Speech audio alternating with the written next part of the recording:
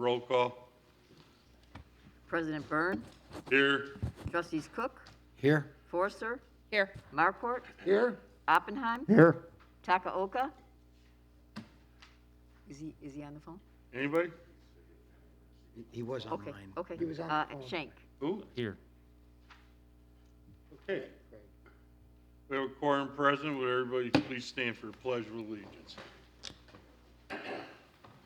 Pledge allegiance to the flag of the United States of America, to the republic for which it stands, one nation, under God, indivisible, with liberty and justice for all.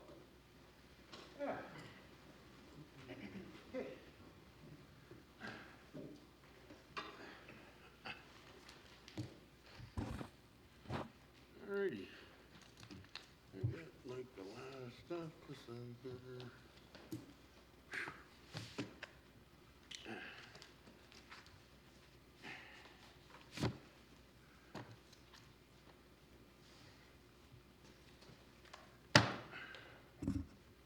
Alrighty. Any citizens to wish to address the board tonight on anything other than what's on committee of the whole? And if it's on committee of the whole, we'll be glad to let you speak your piece. Any citizens? Okay. Village manager, 2022 village board meeting schedule. Thank you, Mayor. Just one item tonight, in compliance with the Open Meetings Act, the village is required to post the 2022 calendar year meeting schedule. We've shared this with the board in previous transmittal updates. So we have the full schedule for 2022 in front of you. No significant changes, same meeting time and place. You'll note one meeting in August and one meeting in December per our traditional schedule. So with that, our next meeting is scheduled for January 4th after the new year. Now, when's the national championship game? I think that's the 10th, January 10th. Okay. Okay, so the 4th, everybody's good with? Yep. Okay. All right, Assistant Village Manager, Visit Lake County Marketing Partnership. Thank you, Mayor. Good evening, everyone. Tonight, the village will receive a presentation from Visit Lake County. Visit Lake County, also known as the Lake County, Illinois Convention and Visitors Bureau, is the destination marketing organization and champion for tourism in Lake County. Visit Lake County consists of 13 community partners to include Vernon Hills, Gurnee, Libertyville, Long Grove, Lincolnshire, and Mundelein. Vernon Hills business partners include Hawthorne Center, which is a primary contributor to the village's retail sales tax base, along with venues to include Bears Fit and Cuneo Mansion and Gardens. Other hospitality partners include local hotels, Holiday Inn and Indigo, and numerous restaurants including Maggiano's, Jameson's, Slice, Scotty's, and Claim Company. Additional partners include the Vernon Hills Park District, soccer events in Lacrosse America, which utilize the VHAC and bring thousands of players to our community each year, along with family and friends who stay in our hotels, dine in our restaurants, and shop in our stores. Visit Lake County provides promotional and marketing support for Vernon Hills, ranging from families attending graduations at Great Lakes Naval Training Center to the business traveler, as well as those seeking leisure opportunities in Lake County. Recent marketing initiatives that directly impact Vernon Hills include Restaurant Week and Restaurant Rally, and this past summer's partnership between Hawthorne Center and the Chicago Bears, which positively impacted local restaurants both before and after summer camp practices. As we present here tonight, the Holiday Your Way marketing campaign is underway, in which Visit Lake County utilized a PR firm to market the village's retail and dining venues from November 22 through the December holidays. I would like to introduce Maureen Reedy, the president of Visit Lake County, and Community Outreach and Programs Director John McGuire, who can share additional insights on the partnership and efforts to market the Vernon Hills hospitality industry. Your partner doesn't have any speaking parts? He does. Just Well, the short get him one. up here then. You know, Christ almighty. You know John McGuire, don't you? No, I don't know. I know you. You have to know. How would I John. know this guy? Oh, I have John's clue. been around. From where? Did he have a real job? He did. What did he do? Mundelein, What did you do? downtown director, Of what? Mundelein, Main Street, but Working for who? Long Grove, Mundelein. Historic Village, Lake County Fairgrounds. And the Did fairgrounds. you have a real job before those jobs? Did you? Those were quite real. Okay, No, what no, about- you what had, about the dry so that's cleaning all you've business, done John? your whole career?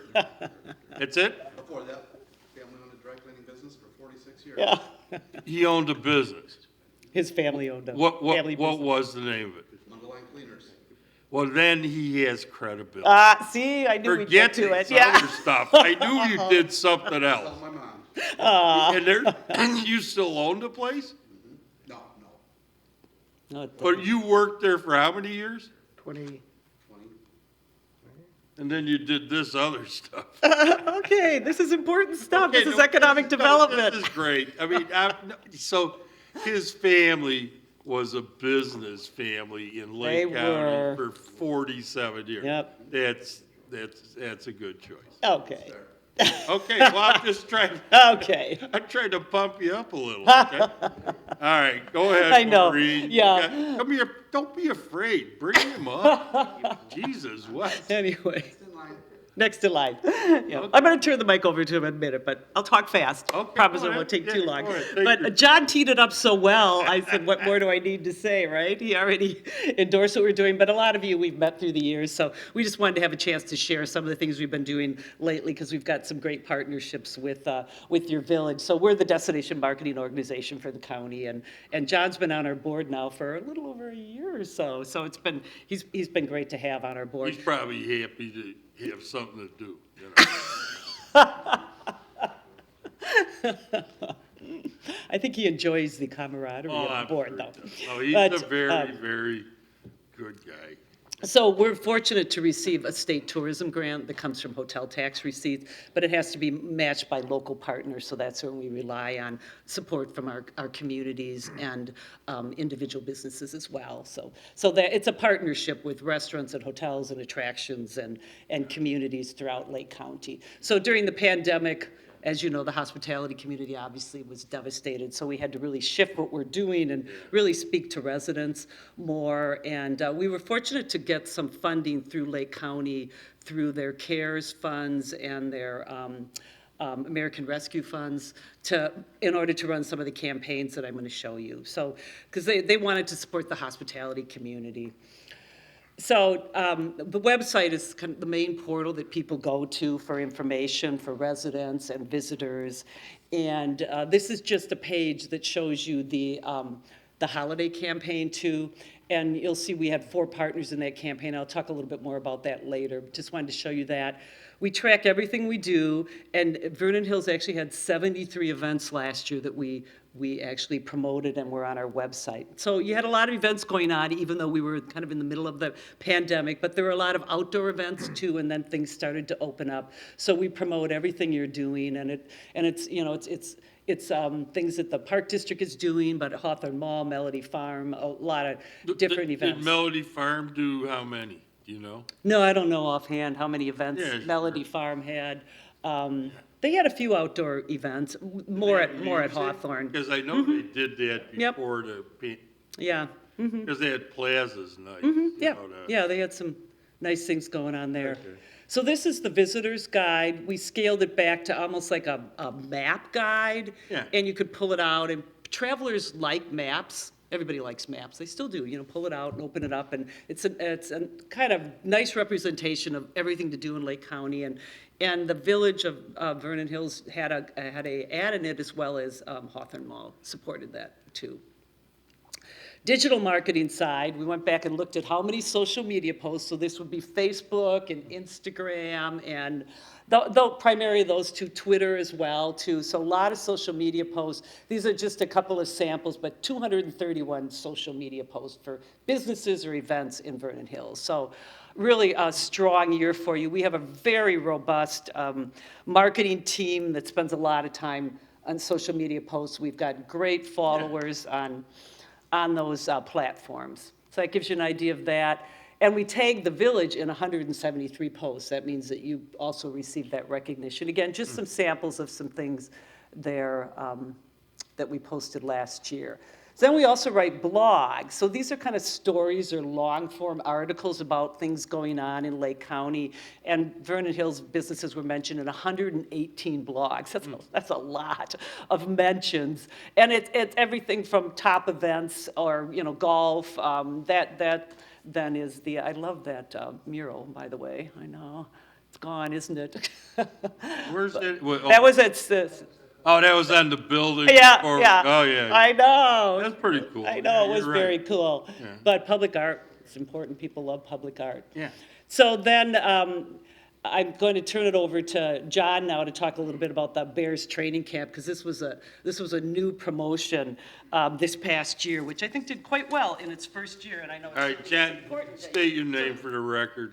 John McGuire, Visit Lake County. Nice to see you all. We were in our first year of a 3-year agreement with the Chicago Bears. We were sponsors of the training camp that's right in our backyard here. So even the Bears see the benefit of Vernon Hills being right here, knowing that most of the customers coming and going are going to come this way as opposed to the other way on the highway or towards Lake Forest. So Yeah. I know the Vernon Hills worked it out with the shuttle buses, and it worked out really well for Oh, us yeah, as a yeah, sponsor. yeah. So they had over 14,000 people attend camp over the mornings and Yeah. days over the 2 or 3 weeks that they were on site. And we had a website that people would go through to get the tickets availability. And we also listed things like the hotels and shopping nearby. Yeah. And our ultimate goal in our organization is heads in beds. So moving forward, the idea is to get people aware of all these morning practices to come into town the night before, stay in one of your hotels, drop some money, Right. go to the practice, get off the bus, and then do lunch and some shopping. And we've worked with Hawthorne and tried to do some incentives to keep people in the area to spend it here. So we've got 2 more years to do this. We've got a lot more ideas of activation to elevate what goes on here. And the Bears have been great to work with, and we're looking forward to a couple more years And of that. obviously, they're a dynasty. It's a visitor experience, is what we promote it as. Just off the record. It Too is. many McCaskies. Yeah. Okay, go ahead. Whoever's in, we'll work with them. The Lake County Restaurant Rallies are something that we did in the interim. Obviously, the last 2 years were off the charts different. So we mobilized and worked with all the restaurants in Lake County, whether they were members of ours or not. We put together these promotions where people could go in and get an incentive. This is when we were doing carryouts and online ordering and so on. So we embraced every community and every restaurant who wanted to participate and tried to drive that traffic.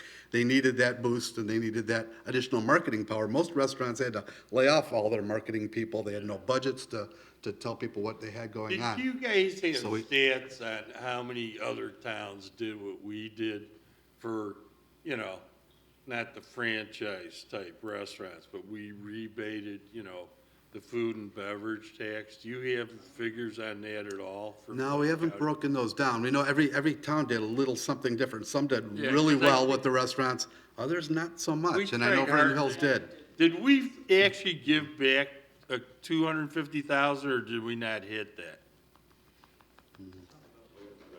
Well, I'd ask the finance department that question, but they wouldn't know, so. Well, I mean, do we know, Maureen, do we have an idea? I don't want to answer without researching, Mayor. I want to get you an accurate answer, so I can write it down and I can get it back to you. Yeah, why don't you find out? Because, I mean, I assume, a lot of the restaurants participated. I know I've been in Jameson's Jameson's, right? A couple of times, and every time I've been there, they're very thankful of what we did. So they're, anyway, well, hopefully we hit the 250. And hopefully, God forbid, we gotta do that again, but who knows, right? Right. So- Well, But that would be fun to know.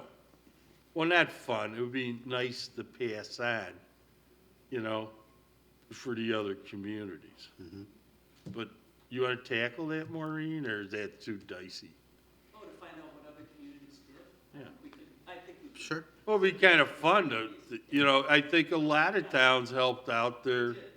Yeah, I mean, That would give everybody another plug at least, right? Right, and we did this a couple times during COVID. I know. Since COVID, our regular every year promotion is Lake County Restaurant Week, so that'll be on board again this Yeah. year for April 1st through 10th. Yeah, okay, all right. And we've got a mobile app, so we can actually track people, where did these customers come from? Yeah. How often did they visit? And that's stats we can bring back to you and say, Yeah, that's nice. this works or this doesn't, it's worth your investment or not. Yeah. So these are just a couple of the seasonal programs that we put together. I know Maureen's got some more to talk into, but yeah, this was what we represented for the county. We had 21 communities participated, 65 restaurants. We're down a couple, 6 from Vernon Hills. But again, the idea is to raise that awareness during that first quarter-ish, when business is always slow in the restaurant business. So we're trying to give them a boost and raise that visibility Yeah. and the bottom line. Do you guys have an indication of how many, unfortunately, restaurants may have closed their doors permanently in the last 18 months, and then possibly reopened, or new restaurants that have opened? Do you have any indications? We don't have an accurate number, but honestly, we watched it, we talked to almost every community. I can only think of 2 or 3 that closed permanently during that whole stretch. A lot of them are still way behind in rent and labor issues, and it's gonna be another year or 2 before they can recoup all that. And are they feeling a positive impact from your work here? Do you Oh, yeah. think so? Yeah, we get great testimonies, because, again, most of these people don't have the resources to market beyond their immediate circle. So our goal, when people think of tourism, they think, oh, those are the visitors coming in from all around the state or the country. We've had to change in the last few years. Now we're marketing to the county. So we want the people from Highland Park to come over here, the people from here to go up to Antioch. Right. So we're trying to recirculate our own money and support each other. Yeah, so we you can know, stay in and business. there's great restaurants everywhere. Yep. You know, in the county, you know. You can't eat the same restaurant every night, so we want to spread the love and get everybody out and about. So, Excuse me. so we'll be planning that again for this next year. Another one of our niche programs is the Lake County Libation Trail, which right now there isn't a brewery, winery, or distillery in Vernon Hills. Hope there will be soon. But right now, we represent 30 of the 33 businesses in that niche. Yeah. And that's really a great trail that we're getting a lot of leverage out of We people coming to put visit. people on buses? We're doing buses and tours, the same check-in type of thing. They can earn incentives and points. And it's a discovery thing, and it's locally grown, it's handmade, and it's something we can all be Yeah. following and proud of. Yeah, So we'll do more of that. okay. Okay?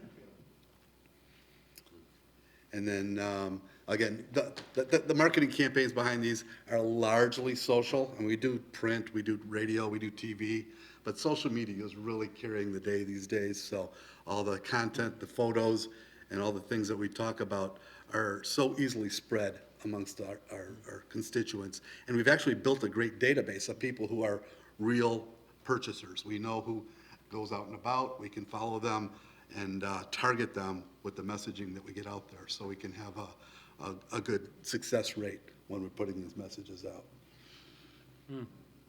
So. Yes, yes. Yeah, well, a couple of the fun things are we work with the local radio stations, and they come out and they do a Facebook Live. They sit down with the restaurant owner or the chef, and they talk about it live on Facebook. And the restaurants love it. It's their moment in the sun. They get to talk to their constituents and be live, and then they can use that for their own marketing down the road. So we work with the Alpha Media stations out of Gurnee and Chicago stations. So we try to multimedia this thing, because different people follow different modes of media. And have all Is of our there, campaigns. Jan, Kevin, either, did any restaurants close permanently in town other than Musk's brother? Whatever his that's- first name was. So Mayor, that is the first one that comes to mind, because it's probably the most visible. When you go into Melody Farm, you see it and you still see it empty. I know of one other one that opened and closed. I believe it was I Dream of Falafel.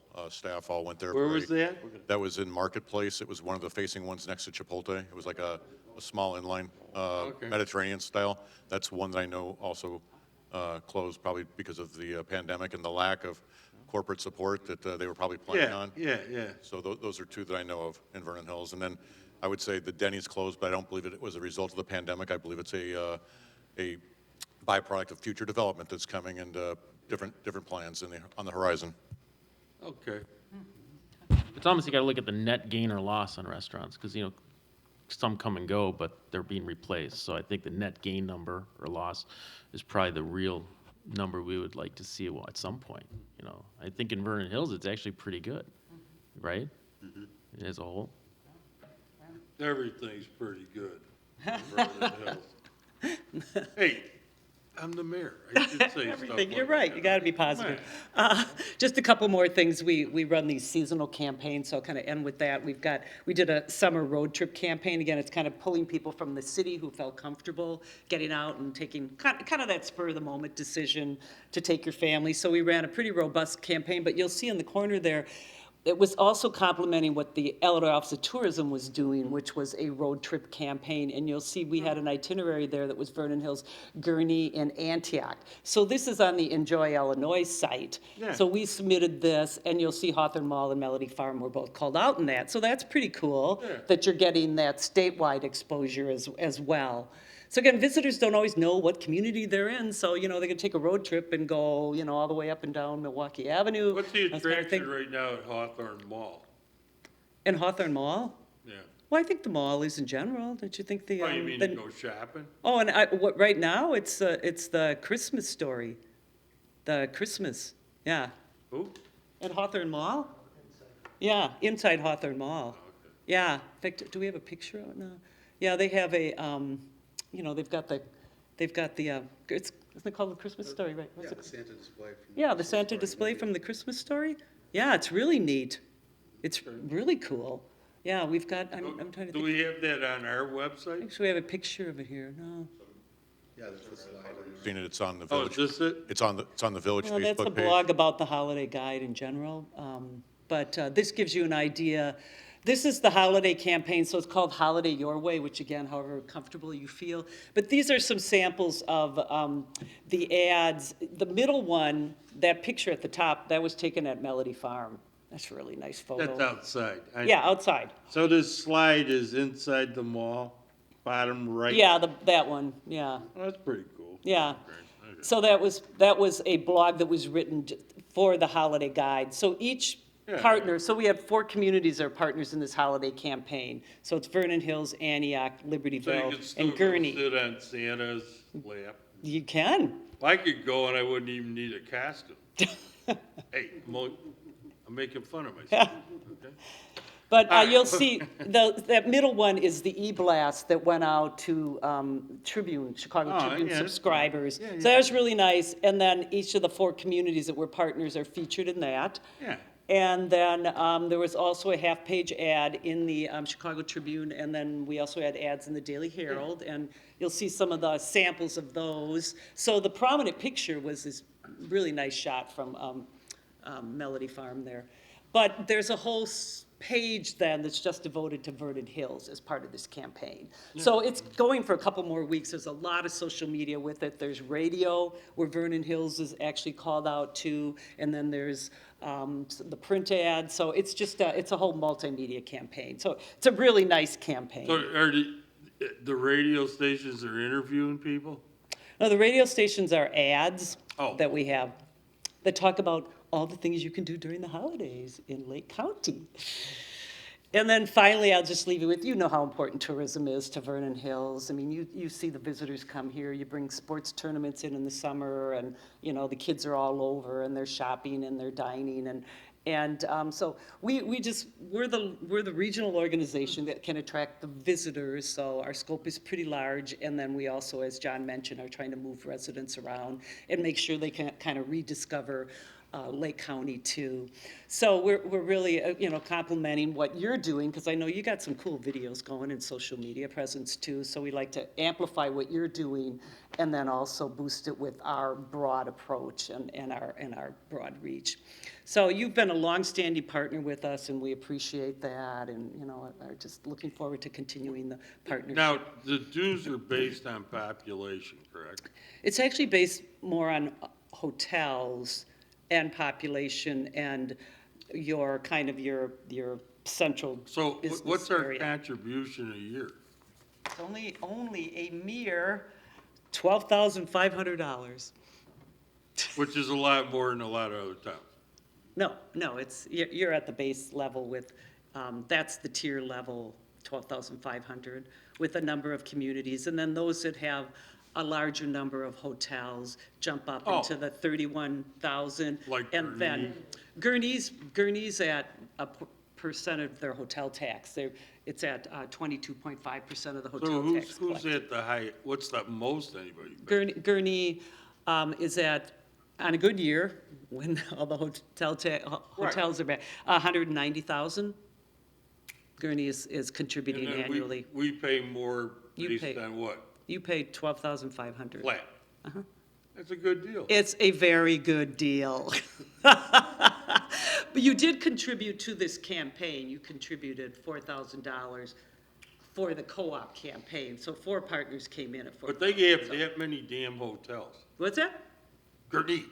They have a lot of hotels, yes. Lincolnshire has more hotels, so they're at the level of 31,500. That's interesting. Waukegan is at that level too, as is Deerfield. They're at a higher level than you are. Yeah, okay. There's a tier level of the core communities that have less hotel rooms, but really you have so many attractions and events too. I mean, that's just kind of the basis for how this partnership developed through the years with these communities at different tiers. So but you're not indigent. What's that?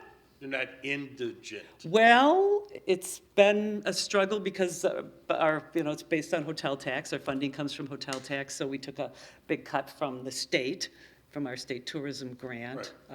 But now it's coming back. just you two, right, running the whole show? What's that, YouTube? You, YouTube. the Bodias. No. We understand No. Southside English? We have a The staff- Bodias, we have just the staff of two 8. of you? We have 8. eight. We have 8 8 people. people on staff. Did you lay anybody off? We did. We cut one position, yeah.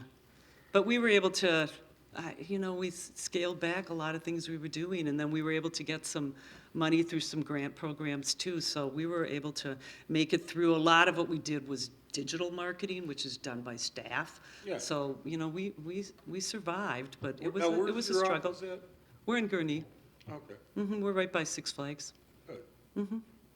Yeah, so it's a regional conglomeration, and it works best because there's communities all But there's over a Lake lot of County are towns that supporting don't it. participate, right? Well, I would say the major ones that have attractions and events that they want to promote and understand the value of tourism are partners. There's a core group that's been with us for years. There's a couple other communities that at some point it would be nice to have them come in as partners as well. Right. We do receive some county support too, so there is some funding that comes from Lake County. So Is that about it? that's it, unless you have any more questions. No, I'm done.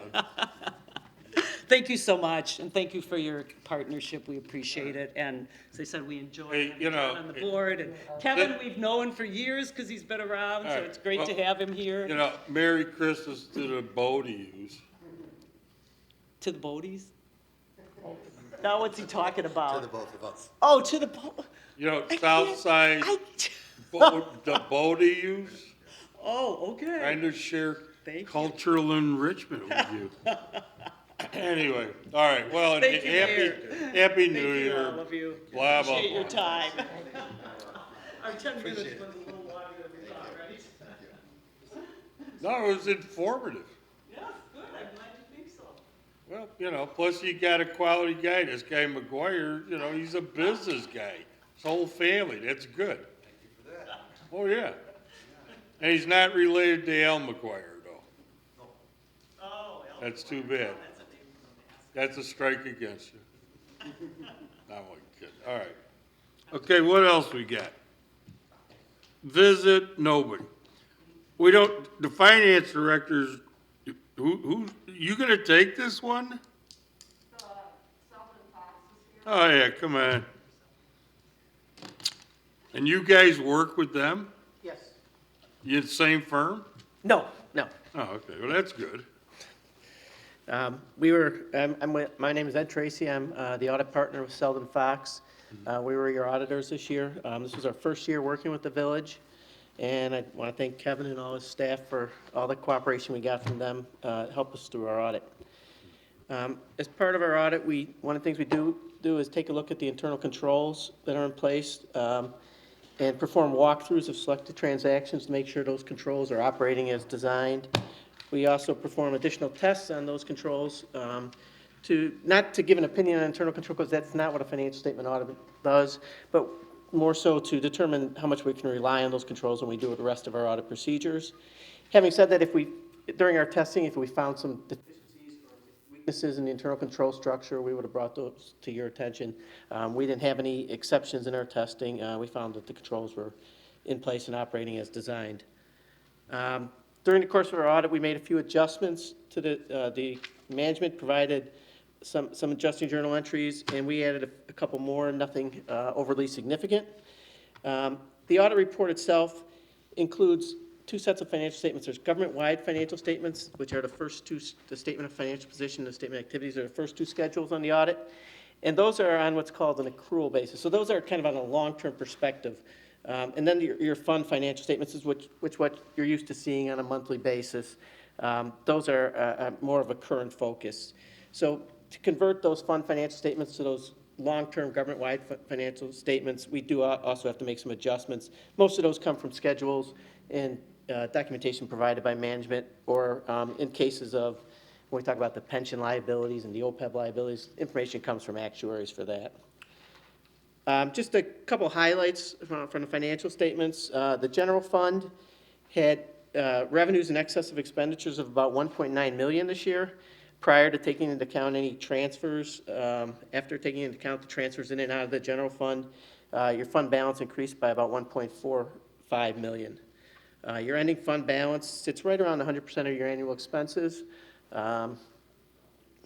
Revenues overall were pretty similar to where they were in the prior year in total, although obviously some things, there were fluctuations one way or the other. Some of the items that decreased would be what you kind of expect given the COVID year that we were in. Home rule sales tax, hotel motel tax, food and beverage tax, those all experienced declines. Some other areas, license and permit fees and grant revenues helped to offset those declines in the taxes. On the expense side, expenses were $27.4 million in the general fund, which was up about $2 million from the prior year. Most of this was in capital outlay type costs. Overall, the other expenses, general government expenses and public safety expenses, public work expenses, none of those had too significant of a variance from year over year. And then as far as some of the other funds are concerned, both TIF funds saw significant increases in the incremental taxes this year, so that the value of your TIFs, the EAV of the TIFs has been increasing, and so that increase gets kind of captured as incremental tax, property taxes, or incremental taxes. Those both went up, both TIFs went up significantly. The Milwaukee Avenue Town Line Road TIF increments nearly tripled from where they were in the prior year. And the golf course also had a small operating income prior to any transfers in or contributed capital to that fund. And lastly, as far as your pensions are concerned, your IMRF fund is 100% funded as of the end of the year. You actually have a small net pension asset in the government-wide financial statements. And your police pension fund is now at almost 78% funded, up from about 63% funded in the prior year. So those are both trending in the right direction. Do you have any knowledge of how many other towns are 100% funded under IMRF? IMRF, most of them are in the 90 to 105% range. Yeah. Yeah, so that's it. But I will say, you know, with many of the municipalities, I work with the police and fire pension funds, and are not as well funded as yours. So we're well funded? Yeah, I mean, you're pretty well funded, yeah, overall. And I mean, pretty well well, funded. it's not Compared to 100%. give me a couple of other towns around here that are 78%. Oh, I can't think of one that comes to my mind. I mean, that's probably one of the higher funding percentages I've seen, just off the top of my head. That's nice to hear. Mm-hmm. Okay, well, So I mean. that it? Yeah, that was, overall, it's obviously been a tough year for municipalities, but Vernon Hills overall came through that pretty well. Yeah. When do we get our 1.6 mil? Was that coming from the state via the Fed sent it to the state? You're referring to the American Recovery Plan Act? Of course I Yeah. am. We already got the first 1.8. We'll get the second 1.8 next fall, or next summer. So we're gonna get 3.6. 3.6 is the total. Okay. Do you have anything to do with that? In other words, budget-wise, will that fill any gaps?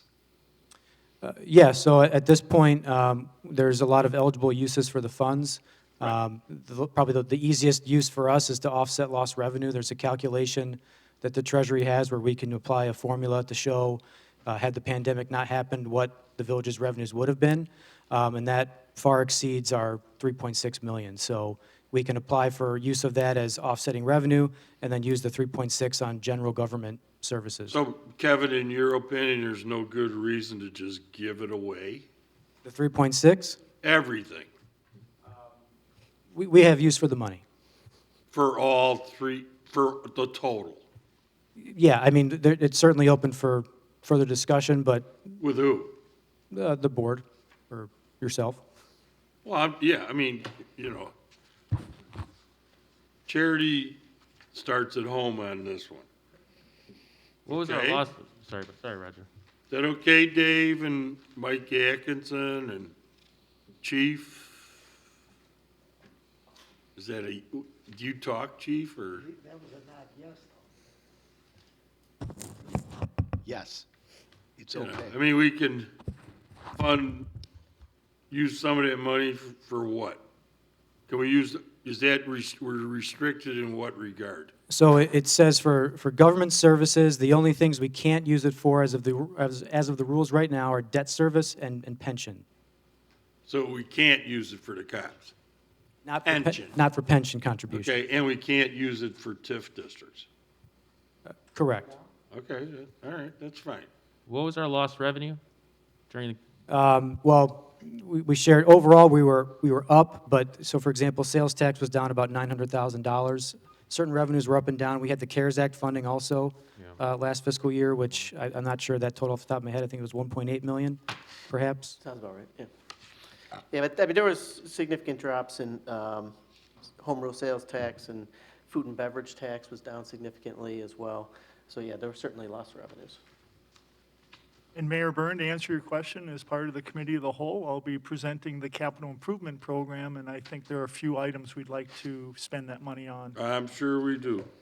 And not to mention, some of these road projects that we've been grinding through for, seems like decades. Hawthorne Parkway and, Phillips is, all part of that, I think. And then, even the exits out on the 60. What am I thinking of? Is that Fairway? The one closest to Target? Yes, Yeah. Plus, we have the other one. the Lakeview project? Yeah. Plus, we have the Hawthorne Parkway improvement, right? Yes, And those aren't pocket change, and we have to contribute pretty heavily, right? yes, and we're underfunded for motor fuel tax to Right. keep our roads up. We're only at about 50% level, so yes, we would find some ways to Yeah. spend that money in the village. Yeah. Okay. All right. Okay. Anybody else have questions? If not, All right. Well, thank you very much. you're still on the payroll.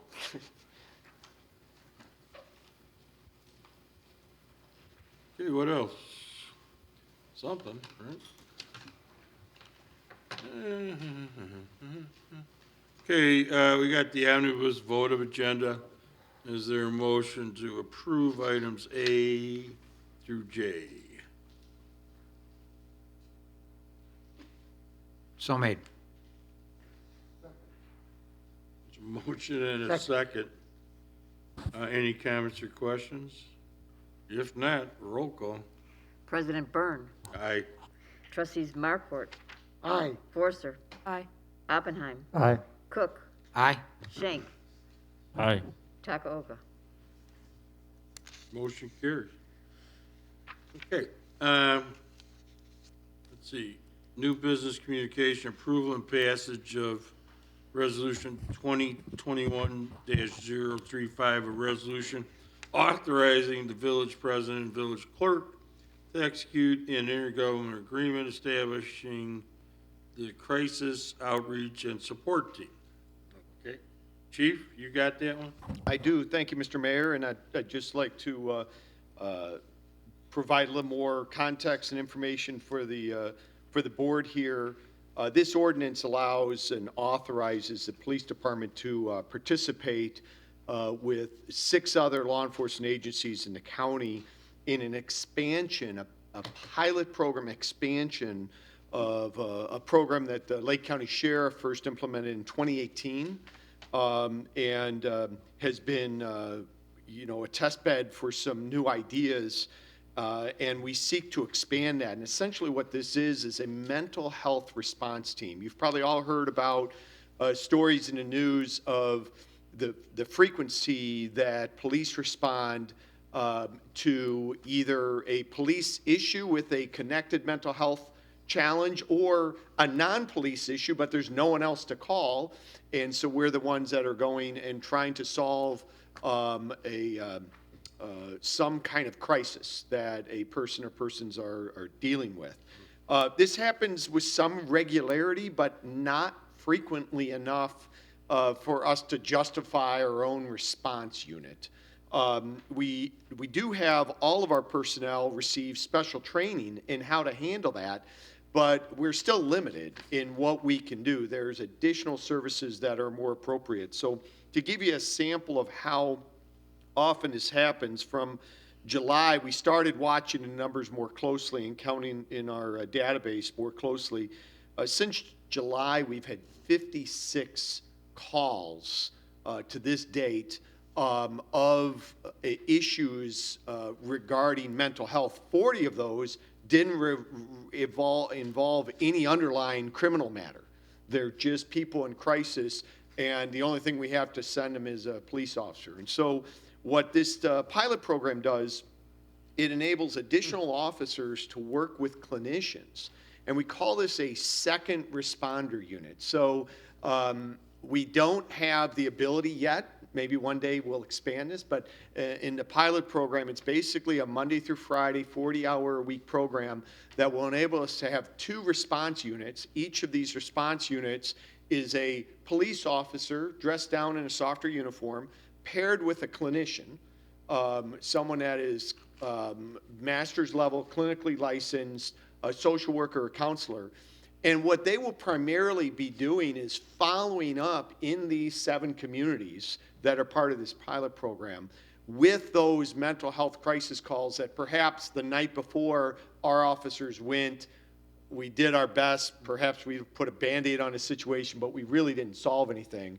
And now that will go on a call list for the following day for this team to go out and really try and spend the time and have the clinician try and pair up the right resource for the people in crisis.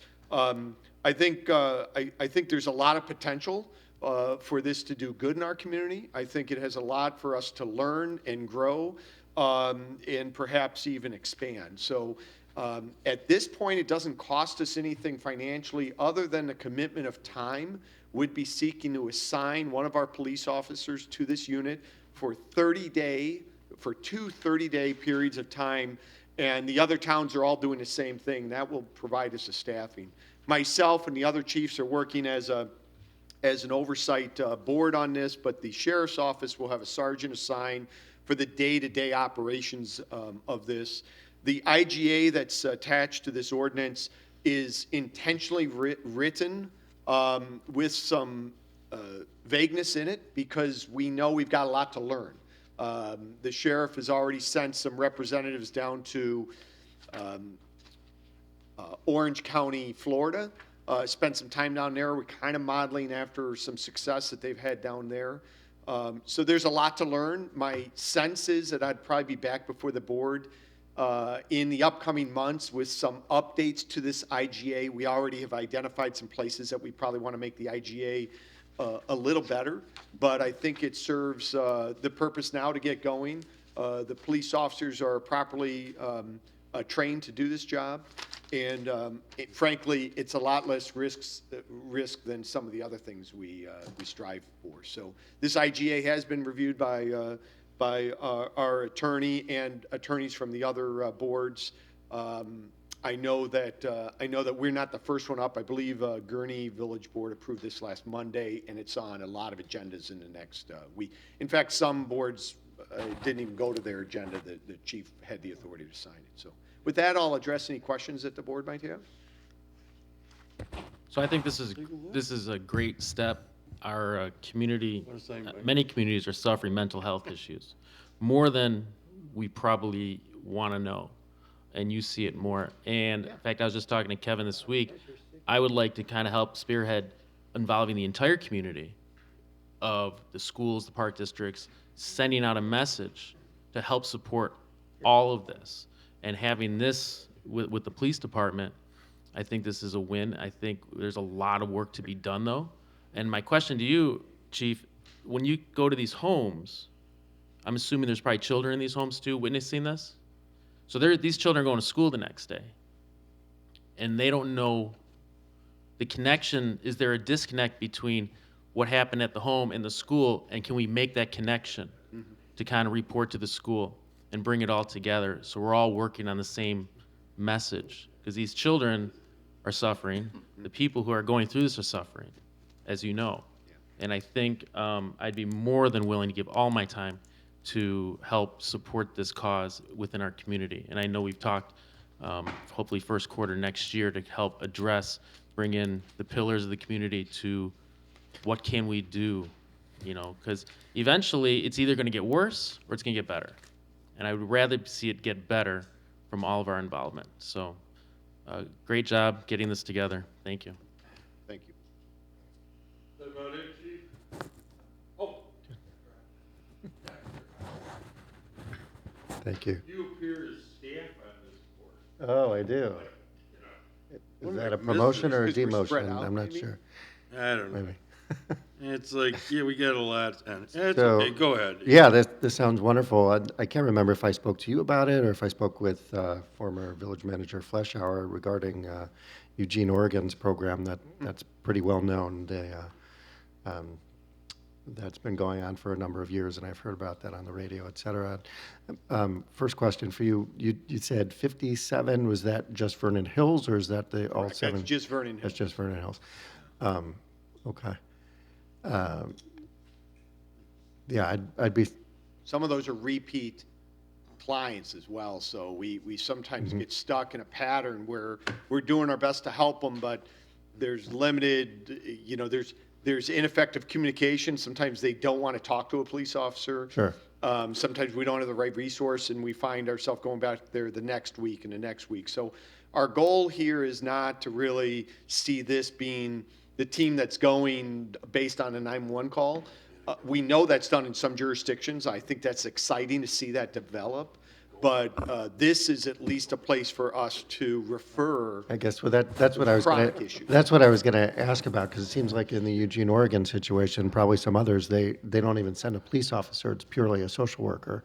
And why do you feel like we need to have a police officer go along? Because they said it's only fewer than 1% ever even need a police officer to come afterwards due to security concerns. Rest assured, the police officers that are going all are having additional training focused on what's called crisis intervention team training. Their job is to make sure that it's a safe environment and to basically make sure the clinician can do their job and then facilitate, oftentimes transport to other services is involved. So it's not a marked police car. It's not a police officer in a uniform like this. I understand that there's a lot of different models being experimented with out there. We're trying to find the one that is going to be the right fit for Lake County. Really hard to see a small agency go its own way. The goal here is form a partnership, experiment, challenge the status quo, and then build on successes. And what about the resources on the back end after you meet with these people in the community? Sure. I know we've talked for years about needing resources. What do you think the current situation is? I think we don't have enough resources for people in mental health crisis, for people that are suffering from addiction issues, from other issues. It is clearly we have a large societal deficit of real commitment to serving people in crisis. And I don't, I think unfortunately, it falls on our shoulders as police officers far too frequently to try and solve it. And we just don't have all the resources. I would love to be able to refer these challenges to a more appropriate agencies. Today, it just doesn't exist. I shouldn't say it doesn't exist. They're overwhelmed and Limited. Yeah, it's limited. So, yeah, it's a step in the right direction, and I hope there's many more steps where this comes from. For sure. Thank you. Will this connect then with things like Omni as well and some of the other agencies we work with, or? Yes, and there's a living room wellness center recently opened in Lake County. In some cases, it will connect people with long-term help they need, not just immediate short-term resources. So, you know, we have a very high threshold. We take, I can tell you, at least on 10 occasions since July, we transported people on an involuntary committal. But that's a high level of intervention for someone that's in a high level of crisis. They're either an immediate threat to themselves or other people, and we have no choice but to take them forcibly sometimes with the paramedics to the hospital, sign an affidavit that they need to be committed. What we're trying to do is intervene shy of that before it reaches that level, but sometimes the right place for them is still the hospital, but perhaps it's not a involuntary committal when they're at such a crisis mode. Well, and I'd also like to see us, Trustee Schenk's comments were on point, that it needs to also connect with what other elements that family might be connected to, whether it be religious or a school or something that can, you know, reach out to the other family members, because everybody gets involved, not just the person who has the problem, so. Well, and I know that the board's informed, but I'd share with anyone that perhaps watches this afterwards, is remind the community that we have a school resource officer assigned at both the high school district and the elementary district, and that's quite frankly a big part of their job. SROs that are there to provide, you know, a physical safety present to make the school safer, but that's a very small portion of the job they do. It's an important portion, but fortunately for us, there's very few real public safety risks any day in school, but they spend an overwhelming amount of their job liaisoning with the school social workers, with the principals, with the family members and the support systems, trying to care for those children that are in need. Yeah. Good. Big part of the job.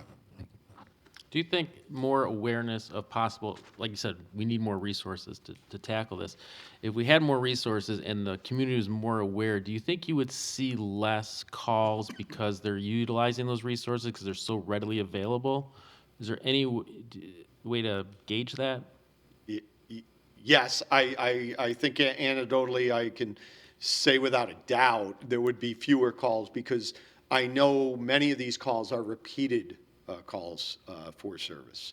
That if someone doesn't have a support structure, family structure, say for instance someone that suffers from schizophrenia, the doctor knows, could probably, run circles around me, but our experience has been when someone gets stabilized on medication, they can live a very effective, productive, stable life. But what's required is some kind of support system to help keep them in that pattern of stability. Mm-hmm. When they don't have that and they don't take their medications, people with that specter of diseases are oftentimes a harm to themselves and very scary to other members of the public. So, yes, the long answer to your question is yes. While we're waiting for, if there's no other questions while we're waiting for the mayor, because I think he's going to call for a vote for this, but I would, if I could go off script for just a minute and thank the members of the board and the community and our village employees. who have supported us in supporting one of our own. You may recall an outreach on behalf of our detective who is also serving in the Navy Reserve and is deployed overseas, and her unit won't be able to come home this year. And we put an outreach to the village family and our friends to help support, and we've sent Casey over 50 care packages called Boodle Boxes on behalf of her support system, the Village of Vernon Hills family, that she's able to give every member of her unit a Vernon Hills care package on behalf to open during the holidays. And I'm just really, I know how much that supports her and how much she feels supported now, even though she's many thousands of miles away.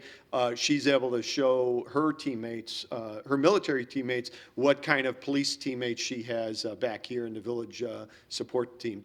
So thank you for everyone that's helped with that. It's a wonderful show of support. Good.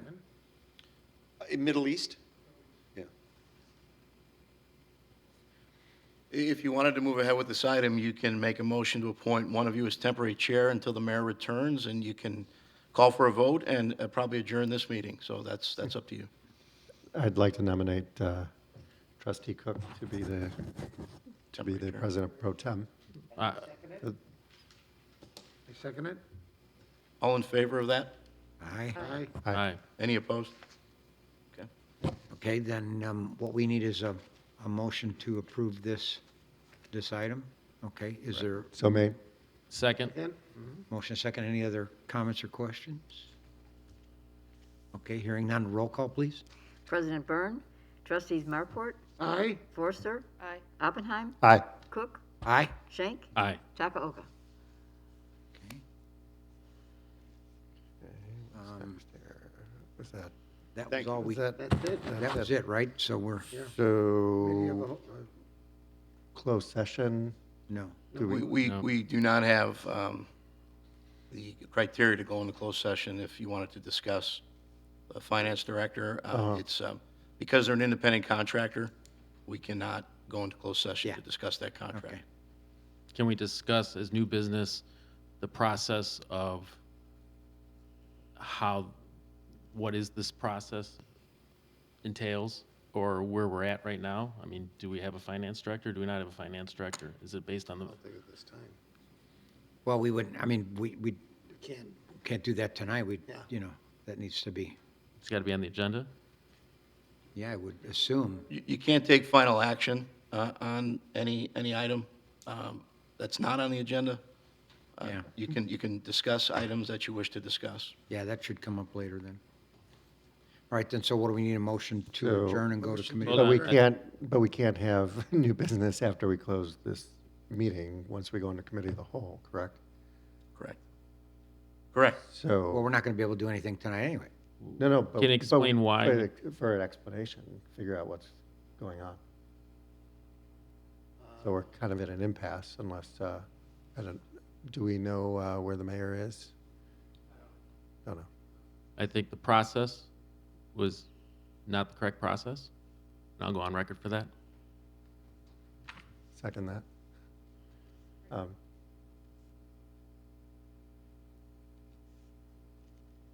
Did Mr. Petrillo, Yeah, he stepped out for a moment. So I think maybe to piggyback on Jim, there's a contract in place. Right. So there's terms with that agreement. There's a process to go through if the board would choose to terminate that contract. There's notice requirements and things like that. So, right, we And can, that would be for a future meeting. that'd be for a future meeting. So we have to Yeah. proceed then. Okay. as if it didn't happen, actually, then. Additionally, too, the village code provides finance director can be removed on a 2/3 majority vote of the board. So Okay. that's 5. So we have to look at the contract, which predated me. I haven't seen that contract. Okay, Look at what the termination clause provides, and then juxtapose that with the village code and develop the process. Yeah, so it's a future agenda. Correct. But the big question is tomorrow, do we have a finance director tomorrow? well, That we don't know. they Well, technically weren't, how do we not know? yeah. I mean, if there's a contract, I mean, help me. I know I'm newer. Yeah. Help me understand. I don't have the contract in front of me, but I know that there are termination terms to that. So I think it's more than 24 hours notice. So I would say the short answer to that is yes. Yes, there's, There, we do have a finance director. Board action. that's right. Okay. So since that'll be on future, then are we looking for a motion to adjourn and move to committee of the whole? So made. Second. Second. All in favor signify by saying aye. Aye. Aye. Any opposed? Okay, let me just get back to the agenda here. Approval of the meeting minutes. For committee of the whole then? Hang on one second. All right, so then I'll call the committee of the whole, or do we need another? Do we need, We need to, a motion to appoint trustee Cook as president pro tem for the committee of the whole meeting. I'd like to appoint trustee Cook to be president pro tem. Motion. committee? Second. All in favor? Aye. Any opposed? Okay, first item of business is the approval of the committee of the whole minutes, meeting minutes of November 16th, 2021. Is there a motion to approve? Second. Any comments, questions, corrections? Hearing none, roll call, please. President Byrne, trustees Marport, Aye. Forster. Aye. Cook, Aye? Shank, Aye. Oppenheim, Aye. Takaoka. Okay, the only thing on the agenda tonight is the five-year capital improvement plan. Mr. Brown? Thank you very much. Just wanted to share as far as the process for the CIP. I've shared a spreadsheet in the board packet. Essentially, if there's any additional items the board wishes to be added, please advise. If there's a shift of 1 year versus the other, please share that.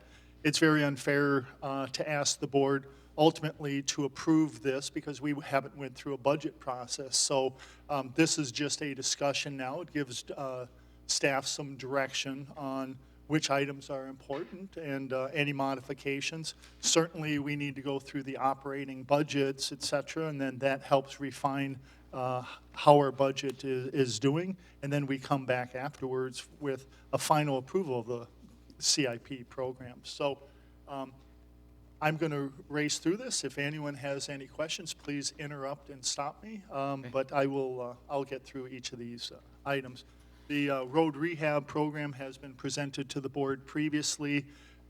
We will be going out to bid in January or February, so these numbers will be refined. The board did approve of moving forward with 1.1 million.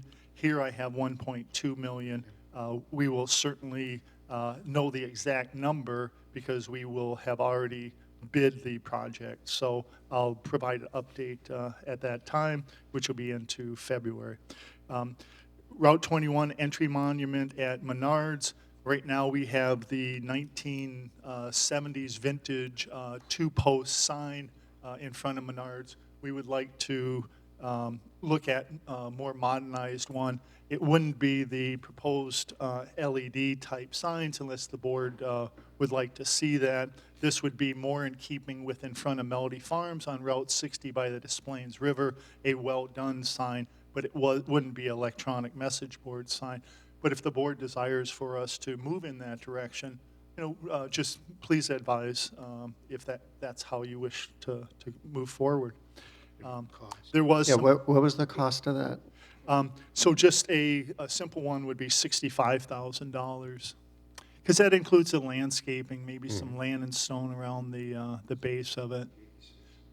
Thank you. I know I looked at it already. Thank you. Perfect.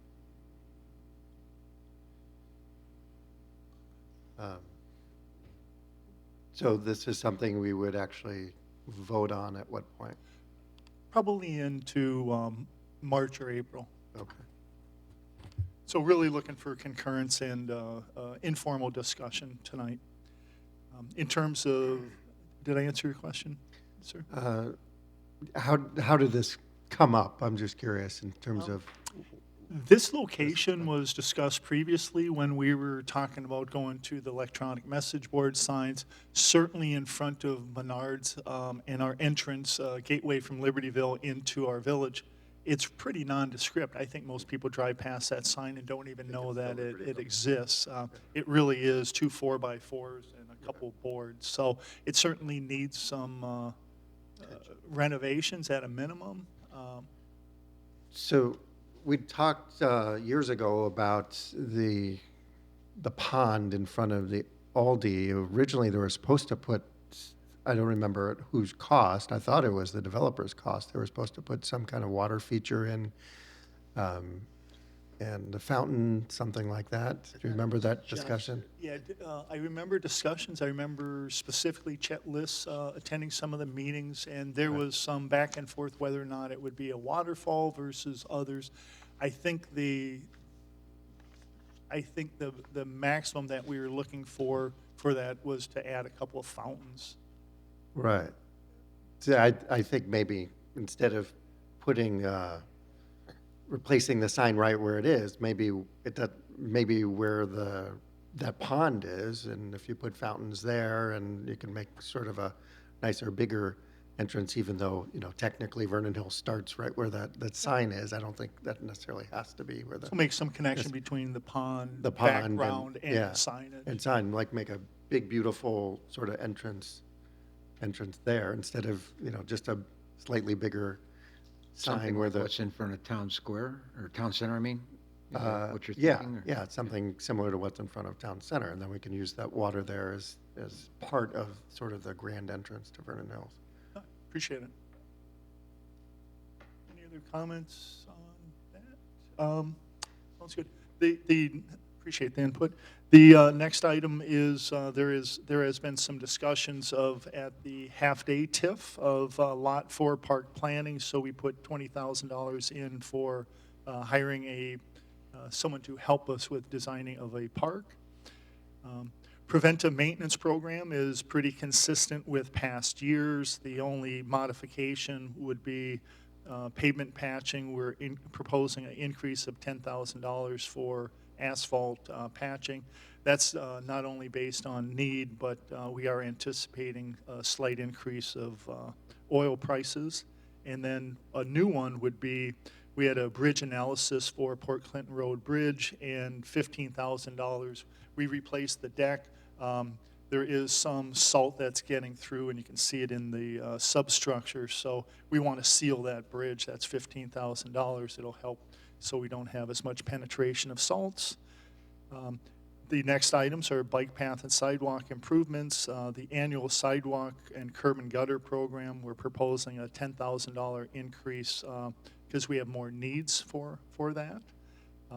Bike path, I think we did a really good job with our discussions with our partner of LDOT. They have completed the bike path from Public Works EJ&E north to Greg's Parkway. We are responsible for the landscape part of it. So that's a carryover. Instead of the $150,000 we had in past year's budget, we're proposing for $50,000 for the landscaping. This is new to the board, but recent conversations were that LDOT is also looking at potential expansion of the bike path from Greg's Parkway along Butterfield Road all the way to Huntington, and then jumping across the street towards the open space parcel, and then going into Libertyville by Gulf Road. So 2 years out, I've added $60,000 for that. We're just in discussions right now.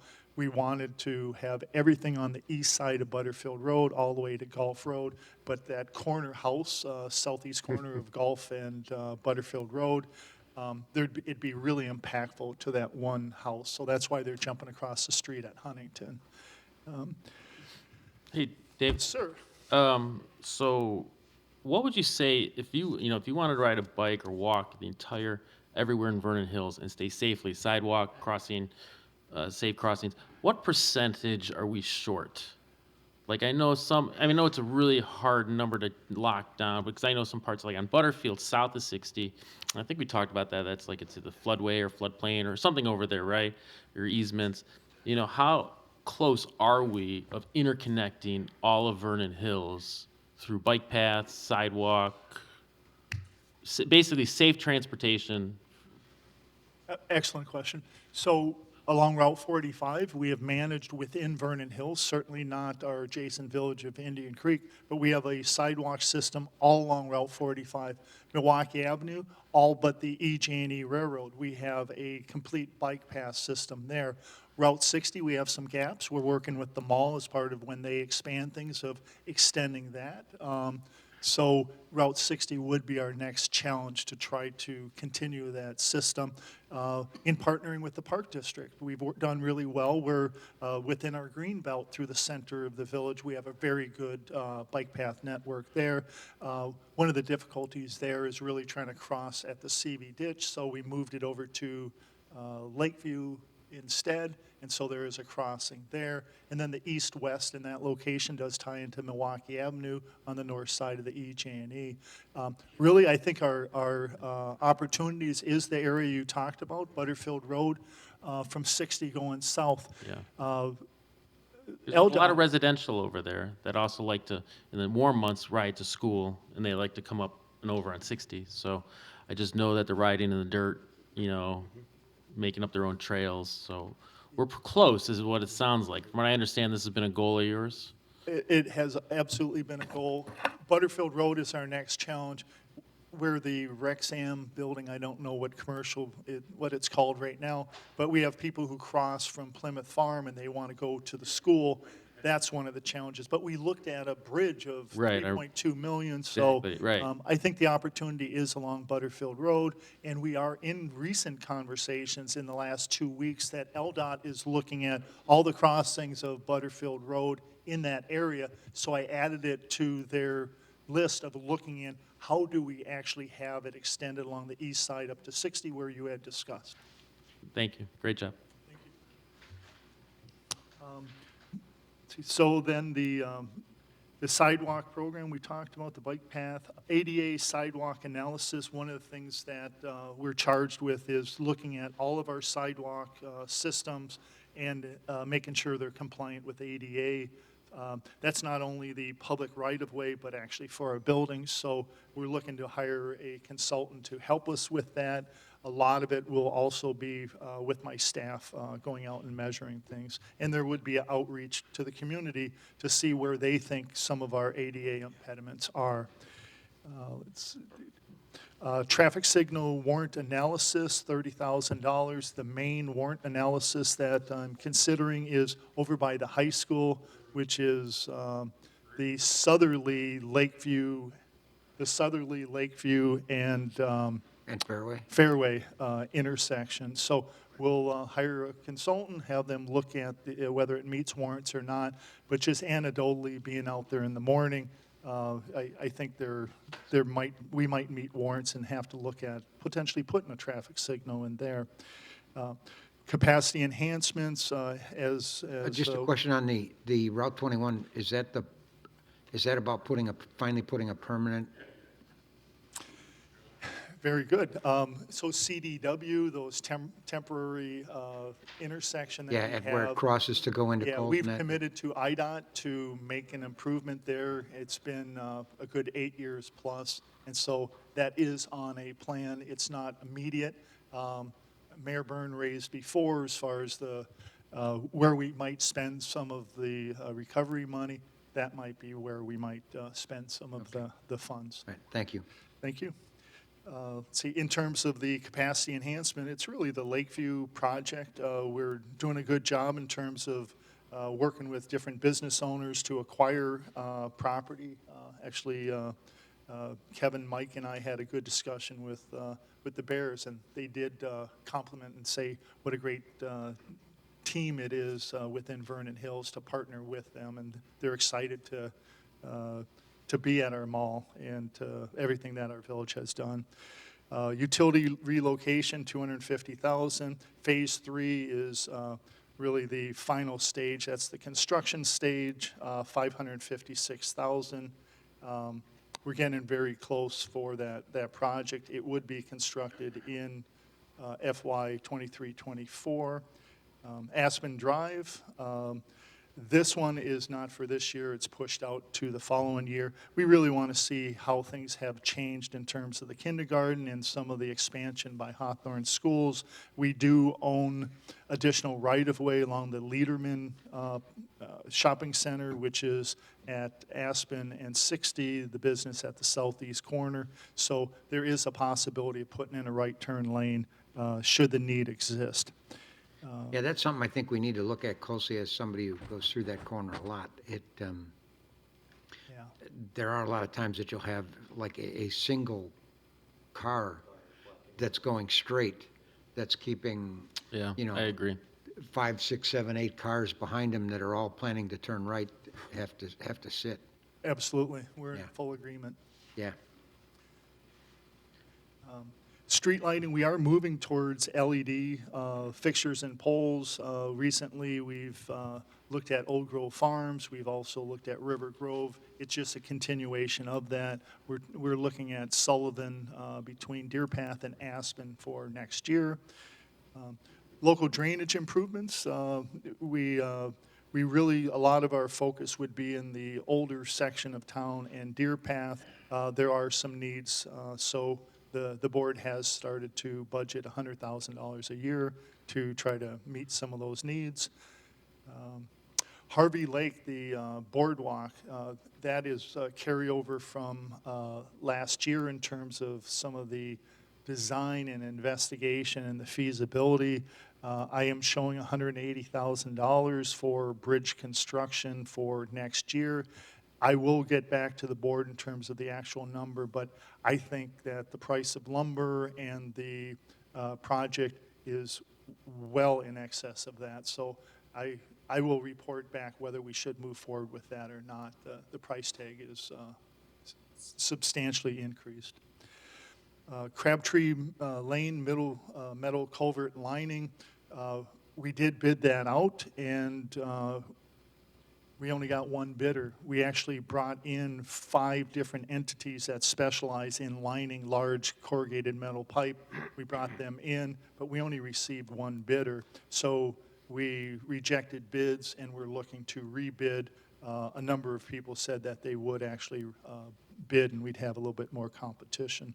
Dave, how big is that pipe and how long? 72-inch, and it extends 383 feet. So, and there's only one basketball hoop that went through it that we found so far. So, yeah. And for this room, How much of it is collapsed? none of it's collapsed, but it is aged. The lifespan of a CMP pipe is 50 years, and we're there.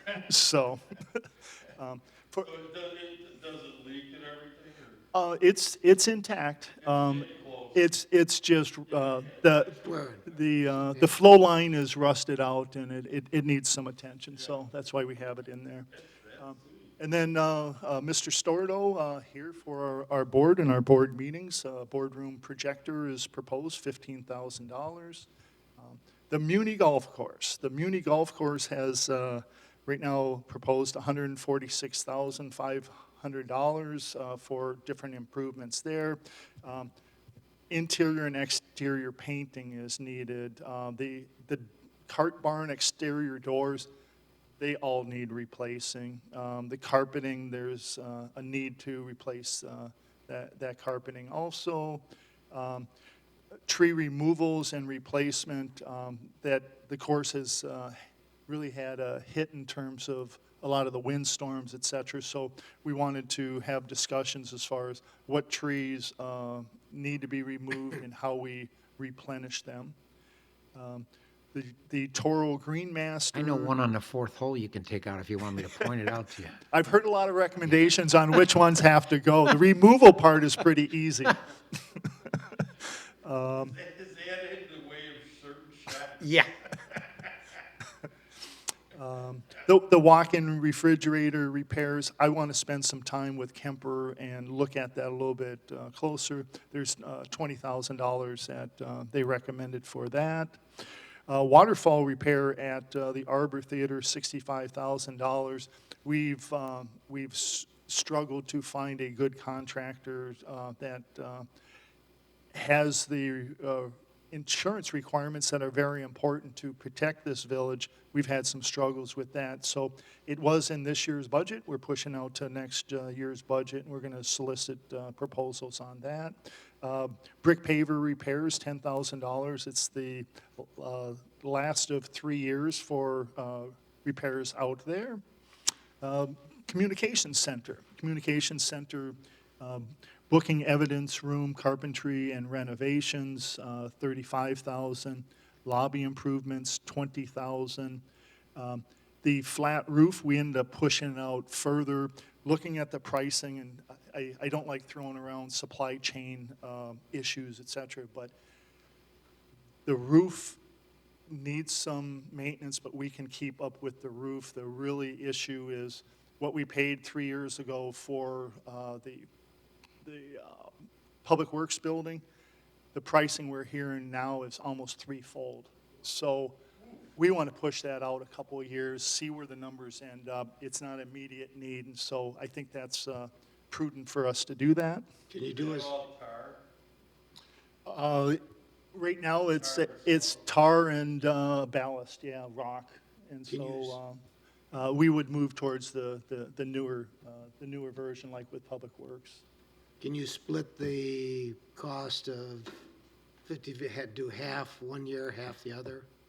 Yeah, Trustee Markert, we did consider that, and then just looking at how much it is per square foot, and looking at its condition, if we have to spend $2,000 or $3,000 for a patch here and there, that's what we'd like to do, and then just look at what we need to do a couple years out, would be my recommendation. Okay. And then this replacement boilers, this building is a 1995 building, and the boiler systems, one of them's already been replaced, but we're recommending that we go and completely overhaul the boiler system, the VAVs, boxes, temperature boxes, and the pumps for that. Pretty substantial. It's in 2 different accounts, and that is a total of $726,000. And those are pretty solid numbers. Which building is it again? That's at the Communications Center, the old American Family Insurance facility. Yeah, and you know, it's 27 years old. So, I wish I was. and in consideration of the budget, we took a hard look at the police building. It is a typo, and the error is mine, where it says replacement boilers, VAV, and pumps 1991 building. We took a closer look at it. I dropped the number down to $75,000. We looked at it, and we think if we just replace the burner unit at that price, that will buy us 6-8 years, and it'd be the way we should go with that. We don't need to completely replace all the boilers and everything else. And it's been replaced and renovated more recently, so it has less needs. Other items, cell counter, cabinets, and sink, $30,000. The sirens, this is the 4th and final year of our siren program, $40,000. We would be tackling Vernon Hills High School location this time. Public Works Building, discussions of administrative pass-through. If any trustee wanted to visit, I can show you the more specifics, but when someone comes to visit our front counter, they walk through the administrative area or around. It's pretty dysfunctional, so we're recommending that be improved. Carpeting, 1994 is the last time the carpeting was replaced, and so we're looking at $60,000 for carpeting. Fuel system replacement, 800,000? Yes. Okay. So how many gallons is that tank? There's 2. So one is diesel, 5,000 gallons, and then unleaded is 10,000 gallons.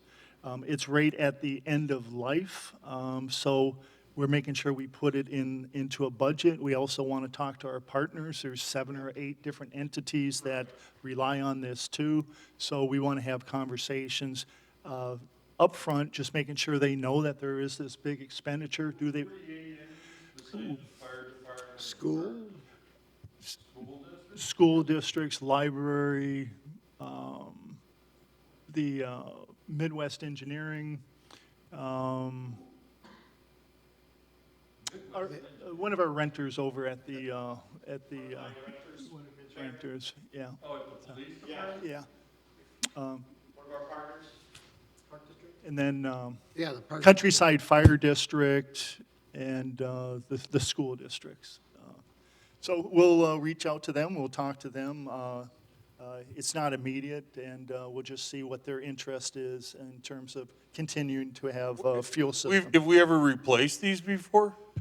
Boy, we replaced them 20 years ago. Do we get contributions? Not at that time, I don't believe, I don't know the answer to that, but I don't believe that we did. Can we just charge them more then for the gas and diesel We- and fuel? We did. I added, since I've been Public Works Director in the go last ahead. 10 years, we added a slight surcharge to it, but that was the first time we had any charge beyond what it actually cost us. We are looking to increase it even further, but I would think it won't pay, it won't How about pay the fire 800,000. department when they load up? I mean, some of those trucks take, what, about 150 gallons? They are our, I think other than Public Works, they would be our second lead. Oh, user. bet. Absolutely, absolutely. So we'll have conversations with them and Yeah. try to have them participate. Let's, share the burden. Yeah. So we'll absolutely do that. In fact, a question though, if we, in some of the outfits that supply our fuel, sometimes they will supply the tank. Am I correct or incorrect? A lot of times, there's a specialty companies that do the underground storage tanks. There's many of them out there. Well, there's what is it, Blue Fuel, or which will supply a tank. It's above ground, and they'll come in. So I don't know if that may be a way to go too. Yeah. It may come down to our capacity, right, to serve and how many entities we have to serve. And Mike, you're saying that somebody will provide a tank, That is correct. 10,000 gallons? Yeah, but the thing is too, remember, they'll come in it's monitored, and they come in and fill up. So your tank size too can be changed, and the amount of the capacity that we have, you may be able to go to a smaller fuel tank, but they'll be coming in to refuel it more frequently. And it being above ground, do you have one like that in Hawthorne? Hawthorne Woods, because we went through Lake Zurich to fuel, and plow season, you're salting, you're finishing up, refueling, you're looking at 30 minutes or more than that for the trip. So we ended up going through and getting 2 tanks. And basically, it's the police department and Public Works that uses the tanks, and they're refueled. They're monitored, and they're gauged. They come out, and any repairs, they fix them. They came out, even power wash them. Now, would this involve, though, these tanks would have to be fenced in and made more secure if they're above ground? And double walled. Yeah, they do. What they have is they have a wall area that's paved. You have a meter. You have a gate key, or not a gate key, but a fob for it. And I can get that information when we find out. So Well, how much would that save us, Dave? $800,000? I don't have the answer, but let me talk to Trustee Markort a little bit, learn a little bit more about what he's talking about. And Well, we'd still have to take the tanks out. absolutely. And once you take them out, then there's a hole there, and so it's just the. Well, they gotta be, putting the tank but what you're saying, we're gonna take them out no matter what. we start running into, well, you're in the insurance business, right? So Well, no, it's, you're talking $800,000. That's got to cover removal of these tanks. it would, full removal and replacement, absolutely 800,000 would be the cost for that. They have to take also soil sample. Yeah, I guess so- soil Yeah. mitigation. so- Not to mention, I mean, Christ, the last time we took a tank out in town was at the firehouse. Yeah, What's the life on these And tanks? that cost us some money because of the, the leak, it was leaking. yeah, absolutely. Like the ones that were taken? They're Yeah. but see, 'cause they're- 25 years. When I had the automobile business, you had a fiberglass, double sealed. So. So the life on- 25 years. On a new underground tank? Yeah. So the question is, the lease payments on above ground can serve its purpose, but I think you got to project that out, what, like 10 years to see what it looks like? Yeah, the outfit that we have, they've, I think, well, they've been there probably 7 years, I think is what we've had them for. But I'll get information and find out and see what the best route to It's go. not an immediate need. Yeah, appreciate any conversations we can Yeah, have on okay, how to yeah. improve that. And fuel pricing too. I mean, I don't know how often you fill that tank up currently. 'Cause- Three or 4 days. oh, that much? Oh, so there's no futures buying on fuel. It Okay. gets you, yeah, Never mind. there's a gang of vehicles, right? Get the pipeline. Yeah, before we move on, I mean, between all the taxing bodies that get their fuel, there's, what, a couple hundred vehicles? Oh, Gotta geez, be. yeah. Absolutely, yeah. Or more. Yeah, it's close. I bet you it's in the 100, right around 100. Yeah. Yeah. Does the township fuel there? They do not. How about Libertyville Township? They do not. Yeah, they shouldn't have any vehicles anyway. Yeah, we're serving, 7 or 8 entities already. And Oh, I think yeah. we're pretty All right. much where we need to be. And now that Countryside Fire District, we're taking care of their fleet for them. I think it works really well for them, too. Does that include the Middle Lothian Station? Yes. So we're pumping fuel there too? Or Well, not? we will provide them with the fuel, and then in terms of their fleet, we take care of their fleet. But we have the existing staffing, and we're receiving some payment for our services, so, Okay. yeah. Since we're talking about it, do we own any electric vehicles? Have we thought about it? We do not. Do we have a Volt? We have hybrids, but not a strictly Volt Uh-huh. type vehicle. Would there be a cost savings there since we drive so much some of these vehicles? Well, I'm sure where the we'll- gas prices were going before, I thought we were kind of heading in the right direction. Now with the new gas prices, I think it's more competitive to have electric vehicles now. And Police vehicles. I think it's the right thing to do, too. So. Yeah, it is the right thing to do. Do other municipalities have electric police vehicles? I can They're tell you certainly that- fast. To know. No, I can tell you that it's something that several agencies have looked into, they've studied, they've played with it. It's still not quite ready for prime time for any Yep. full use. It has been something we have discussed with our staff internally, just in recent months. Last week, we had a conversation about it. So we keep our eye on it. It's possible we might, next year, consider a hybrid patrol vehicle, but there are just pros and cons still, and not huge dollar savings. But we're watching it. It isn't, I don't think, at this time, it isn't a great aspect for the police department. Why do you think that is? Complications, breakdowns, more. So our vehicles run a lot of equipment.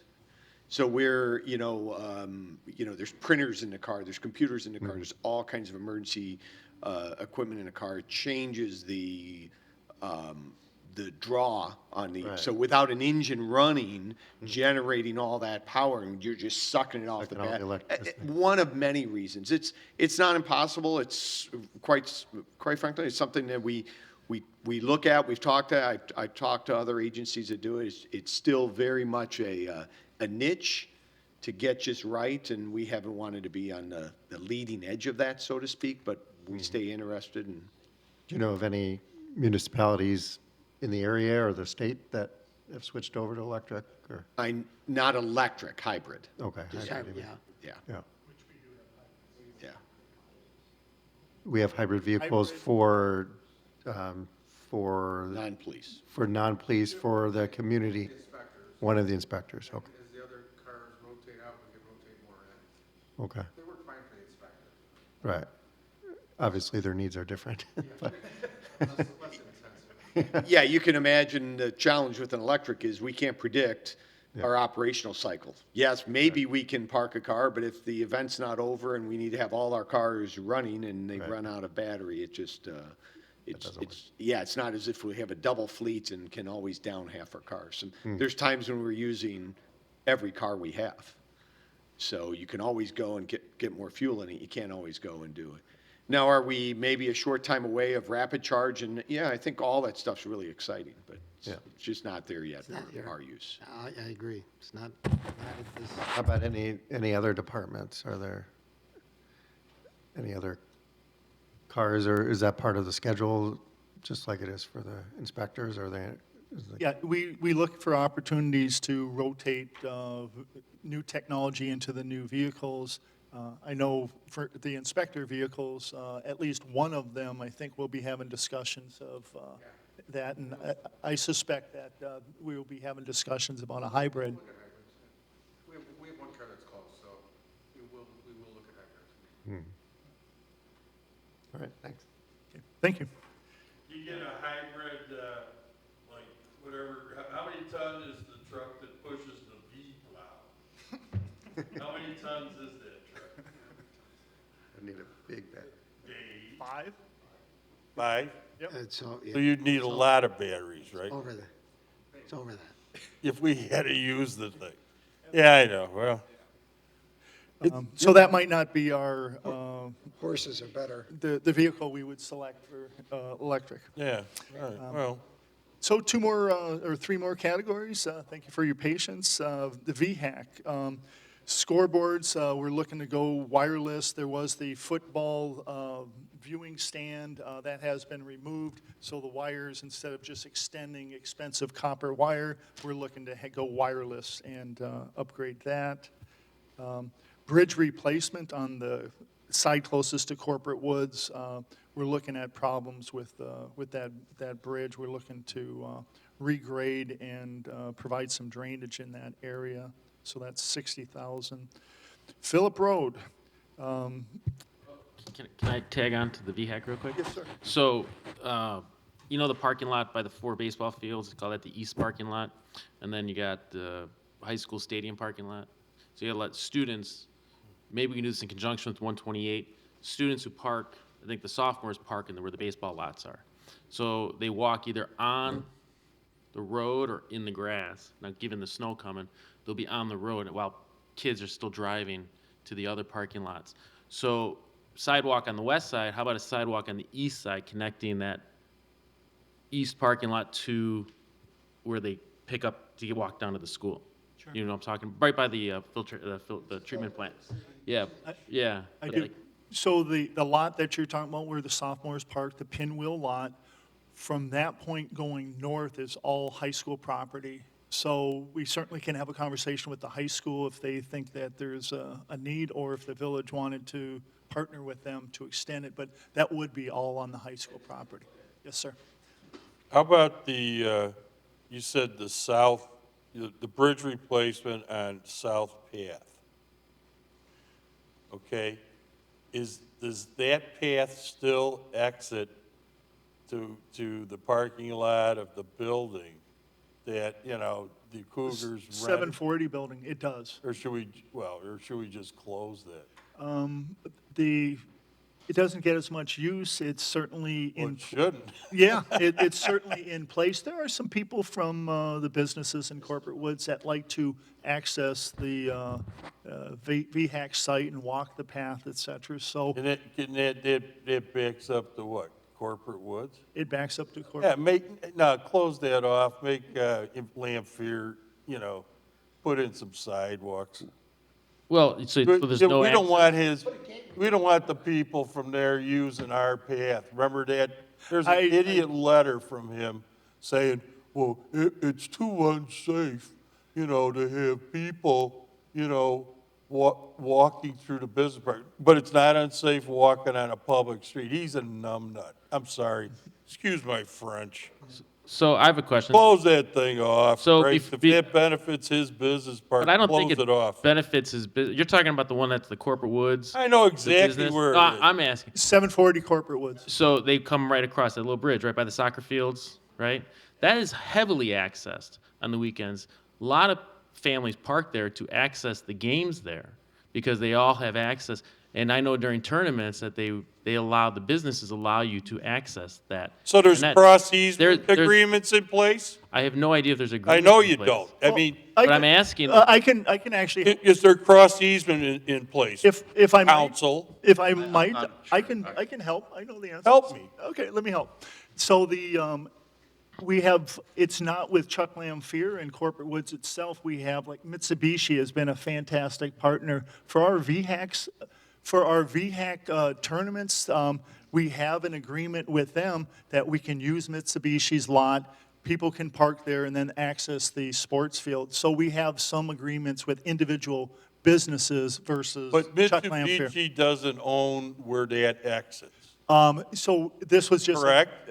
Not 740, this would be further to the corner where Mitsubishi Okay. is. But it's a great partnership with Mitsubishi. They Okay, do so allow they- us to use it. So there's some benefit there. Mitsubishi is the place where I'm talking about, because I know that's where we. And without that bridge, people wouldn't be able to access the Mitsubishi lot, correct? Is that- They wouldn't be able to get to the Mitsubishi lot, and they wouldn't be able to go to the sports turf fields Yeah. either. So it's a good thing. It's a good thing. Really? They've been very good. For when we have the tournament?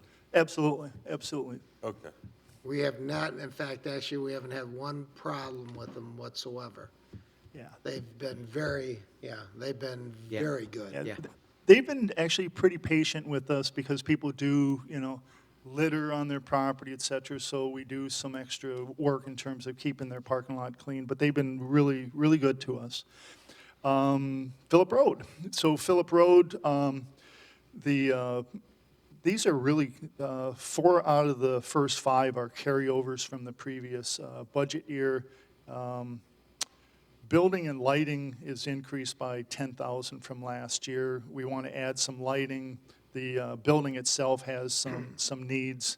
And then we really, now that we own it from the Park District, right now part of it is a gravel lot. We'd like to put asphalt there. The fence is 3 different types and in various forms of condition. So we had approved that in the previous budget year. So those are just really carryovers to next budget year.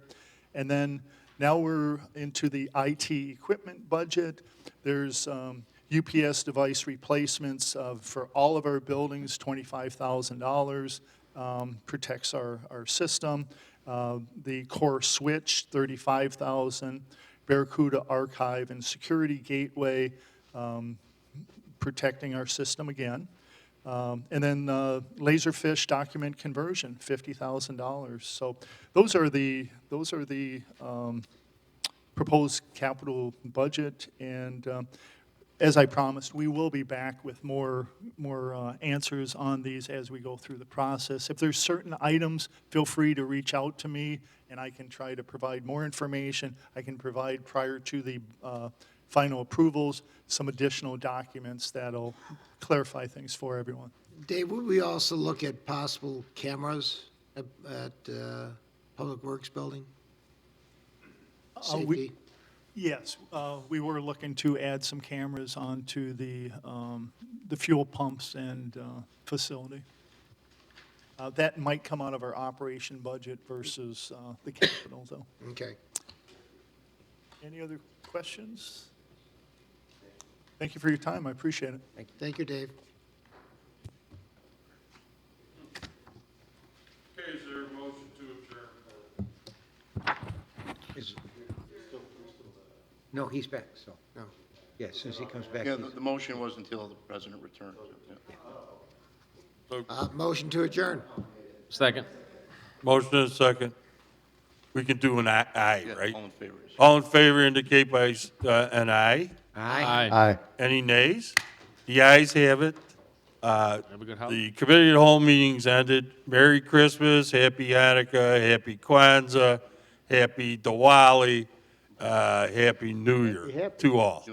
So, everybody have a nice holiday, Festus, so on and so forth.